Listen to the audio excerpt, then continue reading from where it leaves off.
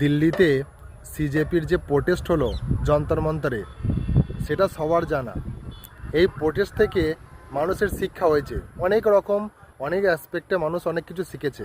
আজকে আমি একটা দিক নিয়ে কথা বলবো, সেটা হলো যখন প্রোটেস্ট শুরু হয় তখন মানুষ এটাকে ক্যাজুয়ালি নিতে আরম্ভ করে, ভাবে এটা দিয়ে কী হবে, এরা ইয়াং ছেলে দুদিন পর পালিয়ে যাবে।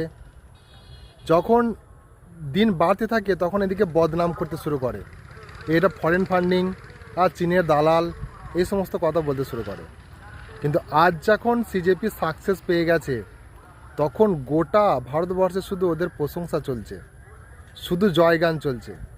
ঠিক তেমন তোমার যখন সিলেকশন হয়ে যাবে, যখন তুমি নিজের পায়ে দাঁড়িয়ে যাবে, যখন তুমি চাকরি পেয়ে যাবে না, তখন গোটা দুনিয়া তোমার প্রশংসা করবে। তখন বলবে হ্যাঁ আমি জানতাম ওর মধ্যে অ্যাবিলিটি আছে, তার আগে কিন্তু বলবে না।